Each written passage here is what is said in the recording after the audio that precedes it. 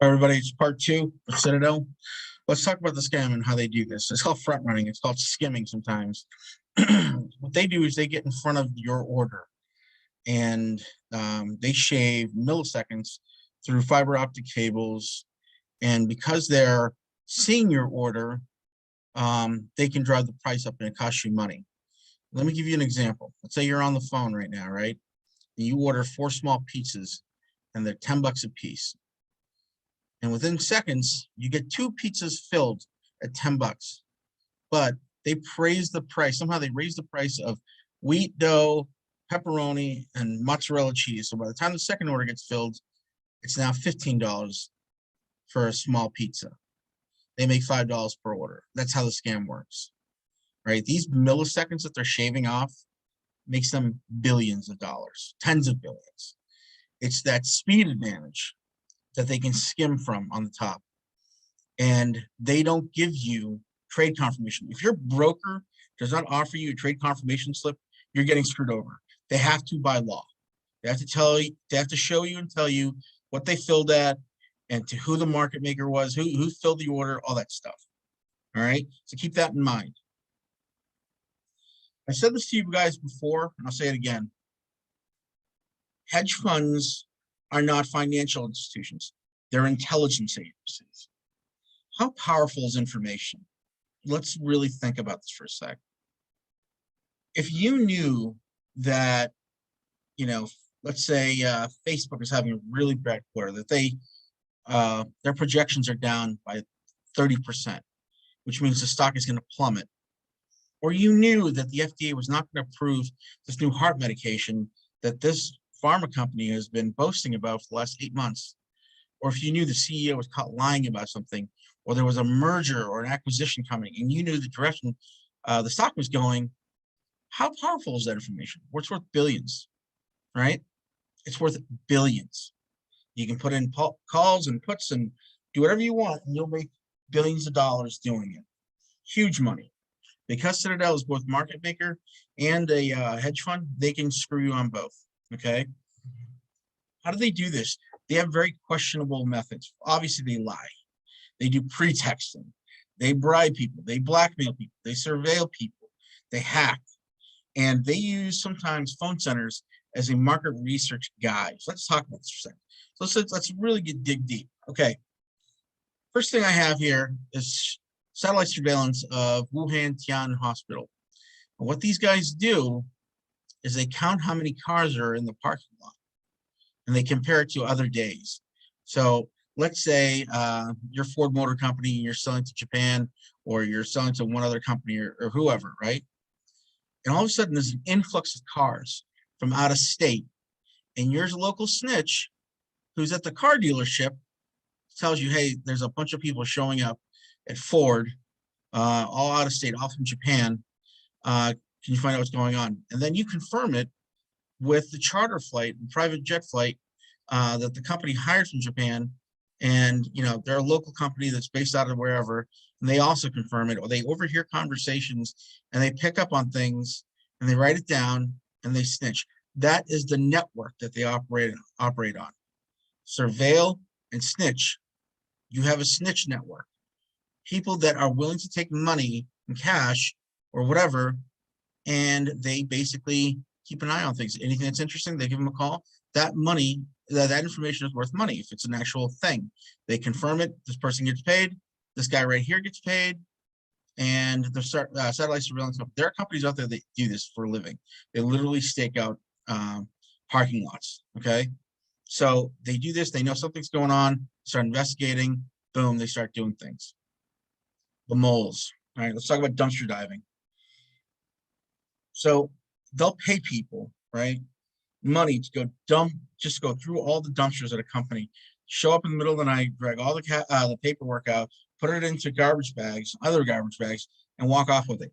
Then they hand it off to people. They say, this is what's going on. And somebody sit there that knows intelligence collections, and they basically put 2 and 2 together. Oh, this drug is going on. This drug is being FDA approved. Call out there, put rather, whatever. And depending on what they find is about how they make their plays. Of course, you have moles, right? The moles are the easiest way. You bribe a secretary that's underappreciated, underpaid. You pay her in cash, right? She works right for the CFO, CIO. She hears everything that's going on in the company. She writes it all down. She meets you on the weekend. She pays you, or you pay her. She tells you everything that's going on. Or they do this. They document. If she gets a document, she takes her phone out or a little fucking flip phone or whatever, and she takes photographs of documents, high definition, and she passes it off to her handler. That's how they collect market intel, right? Or they do hacking. They will find a low level of security. They'll hack in through the dark web. They'll find hackers on the dark web, and they'll find all kinds of weird stuff. And it's like if they find out there's something going on with the CFO, the CIO, he's having an affair, he's got a bad quarter. The hackers find that information. They sell it to the hedge fund. The hedge fund does it. Now, I'm not saying Citadel does all this. I'm just saying these are techniques that people use, all right, at hedge funds. Relationship building, okay? Call centers posing as intelligence agencies. So one of the things that they do, and it's legal, Point 72 does this, is they have these companies that are owned by the hedge funds, and they call businesses, big businesses, talk to C-level executives or middle management, and they employ them 1099 as consultants in the industry. They pay up, the employee tells all, plays get formulated, and they get made. They have an initial pump of the stock, everyone piles in, and same as the crypto other stocks, it gets deflated, they start short selling, it then crashes down, and before you know it, they made quadruple what they spent on paying this guy, or some crazy amount. Now, they also do relationship building with disgruntled employees, people that are not being treated right in companies, they'll pay them in cash, gullible employees. So I know the story of a guy who was working for a pharma company, and this guy came up and posed as a FDA guy, and said, "Hey, I'm with the FDA. I want you to tell me what's going on in your company, and I'm going to investigate this. I'm having a long-standing investigation."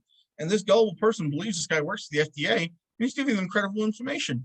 You're not in trouble, blah, blah, blah. They can do stuff like that. Scams, confidence schemes, if you will. Or they find recently fired ex-employees, right? They'll go on a job search board. They see that they need a new technician because they just fired a guy, right? So what they'll do is they'll find out who that guy is. They'll find him some way or the other. They go to like LinkedIn and they see that this person is no longer employed, or if it's recent, they scan and they say, okay, this guy isn't employed here anymore. Let's talk to him. They get him to break confidentiality, pay him money, and boom, they're good, right? Or they'll just hire someone. They'll find the position way up in the chain, cater a resume with a very smart intelligence analyst, and that person will get that job, and they'll, be a long-term play for them. They get a pension from the company that they're working for. It can be 20 years, and they get a pension from the hedge funds. So anytime something happens, they get money both ways, and nobody knows the better. That's how these things happen.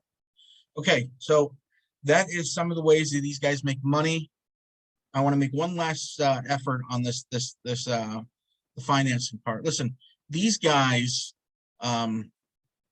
SIG and Citadel have billions of dollars. Okay, they have tons of money, and we know that they have tons of money.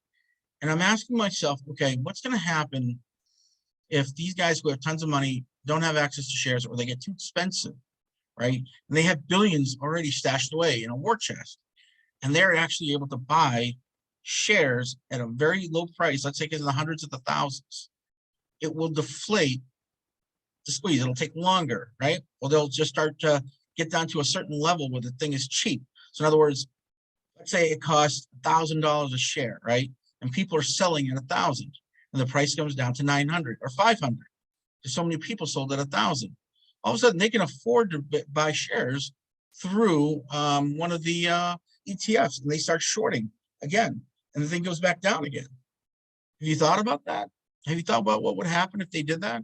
That's why I always tell people, let this thing get this thing astronomical highs. So there's no way they can afford to buy shares because they're too expensive, and they blow everything trying to bring the stock down. Keep that in mind. That's a very important thing. If they cannot afford to purchase the stocks because the price is too high, then they won't be able to do anything. How does the price get high? By everyone holding. I hope you found value in this video. I hope you learned how they make money. I hope you understand the depths of depravity that these folks will go to. And I'm not singling out Citadel. I'm talking about the entire conglomerates, of hedge funds, because I believe that they're all in bed with each other.